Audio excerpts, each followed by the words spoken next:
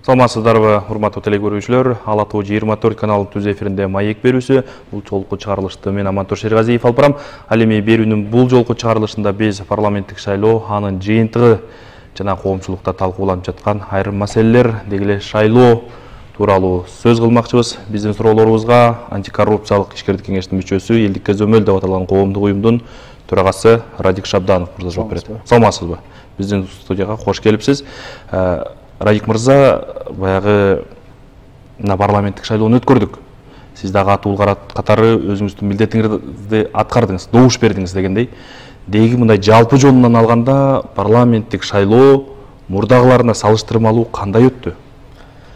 Биринчиден шайлоодо уюштурууда ажоос кыргыз элине кайрылуу жасап, жарлыгын чыгарып, мамлекеттик органдарга кайрылуу жасап, добуш сатпагыла, добуш сатып албагыла, жергиликтүү бийликке катуу тапшырманы берип, элге мындай сөзүн берди да, административдик ресурс болбойт деп. Анан биз ошо антикоррупциялык ишкерлик кеңеш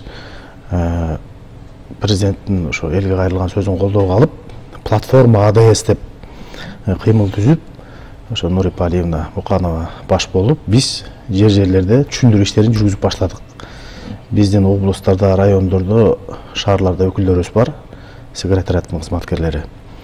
Ошолор менен иш алып бардык, тегерек стөлдөрдү өткөрүп аттык.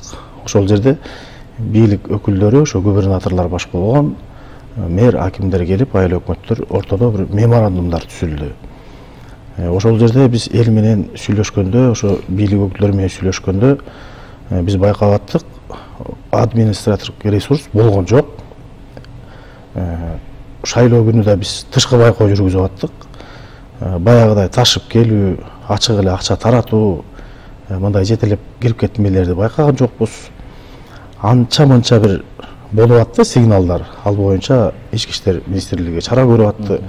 Ага чейин баарыңыздарга маалым, башкы БШК дагы чечкиндүү чечимдерди чыгарып атышты.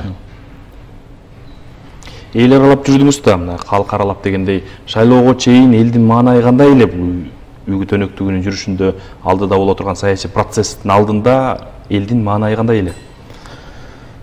Элдин маанайы өзү бул президентибиз бир нече ирет кайрылуу жасагандан кийин маанайы өзгөрдү. Эми биз жана былтыр президенттик шайлоо болгондо таза болбоду. Эл катышып берди, 80%-тан ашык колдоо болду. Анан мында ажоос бир нече ирет кайрылгандан кийин чараларды көргөндөн кийин элде ишеним пайда болуп, анан элдин көз карашы да өзгөрдү. Ага чейин ар кандай талкуулар жүрдү, сөздөр болду. Элде мындай болуп калды да, буга чейинки жанагы 30 жылда бийлик аралашып жүргөн ошол эле депутаттар булардын да моралдык укугу бар деп, мында эл ойлойм да жаштарга басым жасады да, билимдүүлөргө басым жасады, таза адамдарга басым жасады да. Мисалы ошо немеден айтып берейин, Таластан эле. Таласта мындай болду. Бир талапкер ошо элге аудан убадасын берди. Мен буйруп келип калсам парламентке мен көп нерселерди жасайм деп. Бирок ал талапкер деле элдин алдында кадыр бар талапкер да. Бирок эл шайлоо күнү ошо немени басымды жаштарга жасап, ошо жаш талапкерге берди. Азыр эми шайлоонун жыйынтыгы 100% чыга элек, алдын ала билдирүүлөр болуп атат. Эми көрө туралы 8 декабрга чейин буюрса БШК жыйынтыктап бир элге бир акыйкат чечимин айтат болуш керек. Шайлоодон кийинки абалдагы бир аз олку солку болуп турат. Азыр жанагы техникалык мүчүлүштүктөн улам кээ бир жагдайлар, түшүнбөстүктөр болуп атат да. Сиз ушул окуяны кандай кабыл алдыңыз? Анан ушул окуя ушунчалык бир чыңалууга себеп болушу керек беле? Негизинен шайлоо таза өттү деп биз айтып атабыз. Анан чет элдик байкоочулар да айтпадыбы? Шайлоо таза болду ошол күнү. Жалпысынан таза болду деди. Ошол күнү жанагы шайлоо участкаларында уюктерде мындай мыйзам бузууларды байкаган жокпуз деп өздөрүнүн жыйынтыгын чыгарып, ажоо жолугуп, коштошуп кетишпедиби? Анан азыр эми жанагы жыйынтыктар негизинен толук чыга элек да азырчы бул алдын ала эле билдирүү болуп атат да. Анан эми могу 8-ине чейин биз ошо партия өкүлдөрүнө, кээ бир талапкерлерге ошо кайрылуу жасап атабыз, кайрылып атабыз. Мына бүгүн да бир тегеректөө болду, ошол жерден келдим. Сабыр менен туруп туруш керек да, мыйзамдуу бир акыркы чечимдер чыккыча. Анан жөн жаткан элге туура эмес маалымат таркатып, аларды көчөгө чыгууга үндөгөн бул туура эмес деп эсептейбиз да, потому что азыр биз алдыга кетишибиз керек. Анткени дүйнөлүк кризис болуп атат, пандемия дагы эле жүрүп атат. Мына кече мурда күнү ошо АКШ жакта жаңы жанагы штаммы чыкты деп атат. Кече мурда күнү мына Афганистанда болуп атат. Ошонун баарын эске алып биз азыр бир муштумга түйүлүп бүгүнкү ушу иштеп турган бийлик менен кете бериш керек эле да алдыга. Анан нестабилдүүлүк бизге кереги жок азыр. Алдыда оор кыш келатат. Жанагы көмүр маселелерин чечиш керек, экономикалык каатчылык. Ушунун баарын эске алып, азыр алдыга кете бериш керек эле. Президентибиз тапшырма бербедиби? Ошол боюнча териштиргиле элге бир жообун айткыла деп. Анан ал жоопту да күтө турсак болмок. Ички иштер министрлиги улуттук кооптук кызматы тергеп атышат. Эл эмне деп атат ушул жагдай боюнча? Эми элдин көбү тынчтык керек деп атат да. Тынчтык керек. Негизинен шайлоо таза өттү. Ажоовузга рахмат. Админ ресурс боюнча сөзүнө турду, жигитчилик кылды деп. Мына биз деле жанагы региондордо жүргөндө ошо айыл өкмөт, аким, мэрлер, губернатордор деле айтып атышты. Илгери талапкерлер келгенде ошо айылга, районго мындай бир учурашып, бир керек болсо чай иччи элек дегендейчи. Азыр учурашмак тургай качабыз дейт көргөндө. Жанагы өткүчү жерин уюштуруп берип коюп, ошондон деле билсе болот да аралашпаганын. Анан элди эми азыр бул соц тармактарга чыгып атат, элдин пикирлери, могу тегерек үстөлдөр өтүп атат. Анан мен ойлойм да, биздин интеллигенция, биздин аксакалдар, биздин аттуу баштуу адамдар азыр элге туура маалымат бериш керек да. Алдыга жырууду айтыш керек. Анан жанагы өтпөй калган талапкерлер, биздин ошо партиялар дагы муру эми 8-инде билинет го, ага чейин сабырдуу болуп, мындай бир башкача жыйынтык чыгарбай турса болмок да. Бул шайлоо баягы жаңы эреже менен өтүп атпайбы? Жанагындай партияга да добуш бердик, талапкерге да добуш бердик. Андан тышкары бир мандаттуу округтан да эл өкүлдөрү шайланды да. Бул система кайсы бир деңгээлде жарандарга түшүнүксүз болуп калды деп да айтылып атат да. Сиз ушундай пикирге кошуласызбы? Бана шайлоочу катары добуш берүүнүн жүрүшүндө ушундай учурларга туш келдиңизби? Сиз байкай алдыңызбы? Эми биз эми жаштар ар дайым бул соц тармактарды карап турабыз да. Анан бизде маалымат бизге жетиштүү болгон да. Анан мен ойлойм баягы убактысы жок адамдар, же бир биздин улуу муун кээ жери түшүнбөй калып, жанагы партия 8 болсо, тиги талапкер 13 болсо 8ге салып салган учурлар болуп атат да. Мындай сигналдар келген. Ошол жеринен гана мындай болду окшойт. Анткени партияга өзүнчө бериш керек болду, талапкерге, анан жана бир мандаттууга ушул жерде бир 20% болду го, мындай бир түшүнбөстүктөр. 80%га эл даяр эле болчу. Берилип атты да буга чейин массалык маалыматтардан ошо дебаттар жүрүп атты, БШК айтып атты. Жалпы жонунан ушул биздин шайлоо системасы тууралуу сиздин пикир кандай? Буга чейинки системаны да көргөнбүз. Анан ушул 2015-жылдан бери жана биометрикалык маалыматтар менен шайлоо өткөрүп атабыз. Ушундай автоматтык санай турган урналар иштеп атат да. Ушул система тууралуу сиздин пикир кандай? Бул негизи туура ушуга келгенибиз. Анткени ар бир адам мынтип биометрический данные менен өтүп, бул өзү жакшы нерсе да. Ошо адамдын келгени ошол жерге ошол экени автомат таанып, анан чек берип атпайбы? Бул жакшы эле жылыштар болуп атат. Жанагы азыр эми бүгүнкү күндө тергөөнүн жыйынты чыкмайынча бирдеме деп айткандан алыспыз. Жанагы сбой же болбосо бир тышкы кийлигишүү же болбосо ошо бир адистин шалакылыгы дейбизби, андан алыспын бирдеме деп айтышты, потому что тергөөнүн жыйынтыгы чыксын. Анан бара-бара мындай ойлор да айтылды да бүгүн. Ушул элге алдын ала жанагы шайлоочунун келген эле проценттин пайызын көргүзүп, жанагы кайсы талапкер канча добуш алганын көргөзбөй турса болот беле деген мындай пикирлер бар экен да бүгүнкү күндө. Жалпысынан бул туура эле система. Туура эле кетип атабыз. Анан эми иш болгон жерде кемчилик болот дегендей болду да.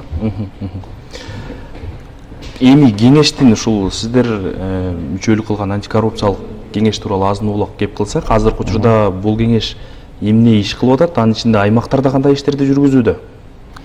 Жаңы эле түзүлбөдүбү эми? Ооба, өзүңүздөргө белгилүү болгондой ушу президентибиз башында туруп өзү түптөп ушул кеңешти жобосун бекитип, курамын бекитип, андан кийин жакында биз 16 ноябрда ошо резиденцияда ошол жерде неме болду, биринчи жыйын өттү.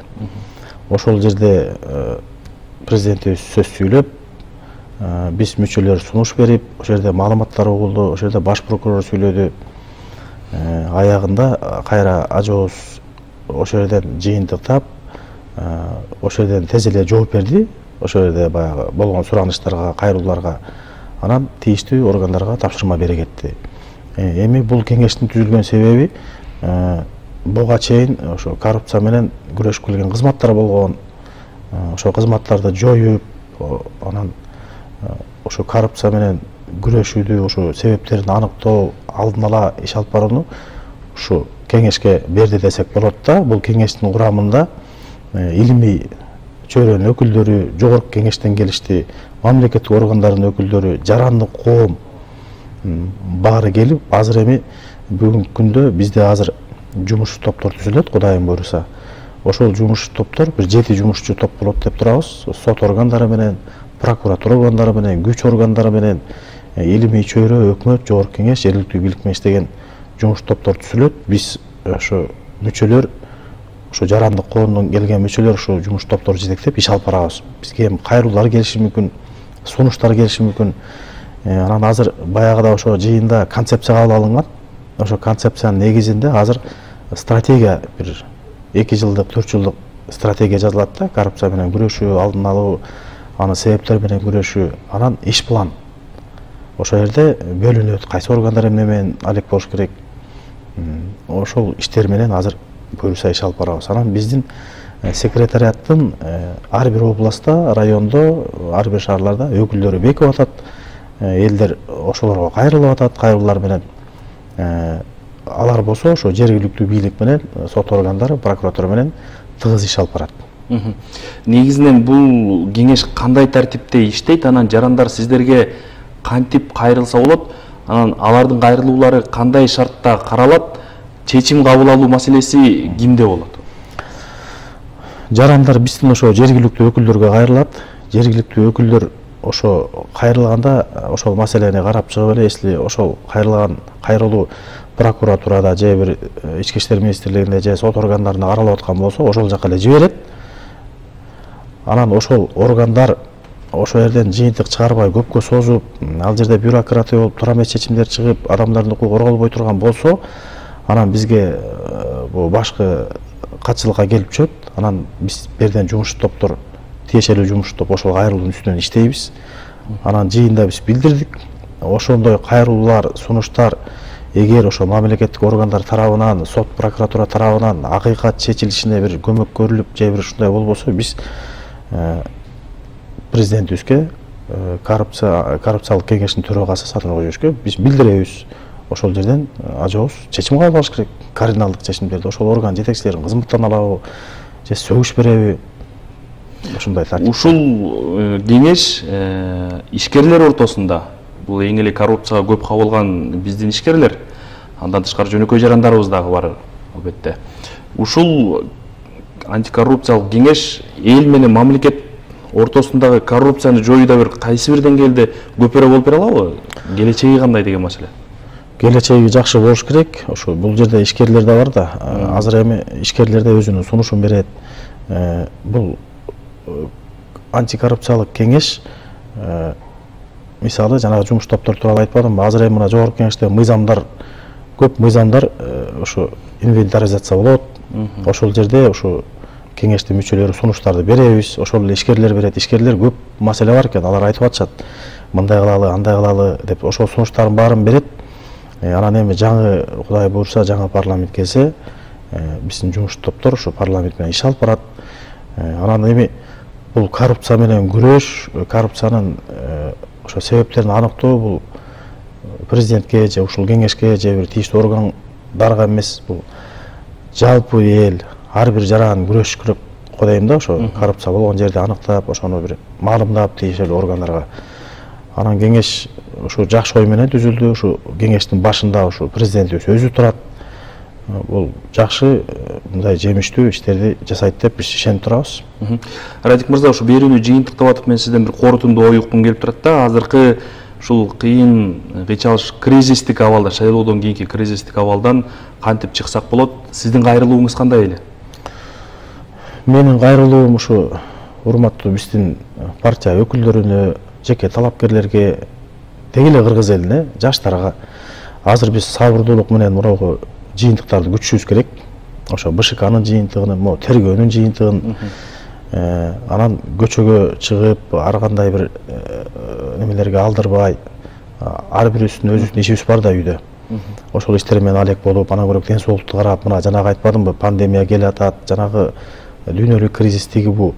Ошол нерсе менен алек болуп турсак болмок. Азыр эми жыйынтыкты күтүш керек, башка эчтеке. Эми жыйынтыкты эле азыр мынагы жанагы алдын ала чыкпадыбы жыйынтыктар. Ошол менен азыр бүгүнкү санап аткан деле аягында мен ойлойм бир чоң айырмачылык деле болбосо керек. Анткени жанагы жок жараксыз бюллетендер, анан ошол жерден нар жак бер жак бир 10% ары бери болот деп эле ойлоп атам. Анан андай чоң өзгөрүү болуп элди бир толкундаларга алып келчү нерселер деле болбойт го дейм да.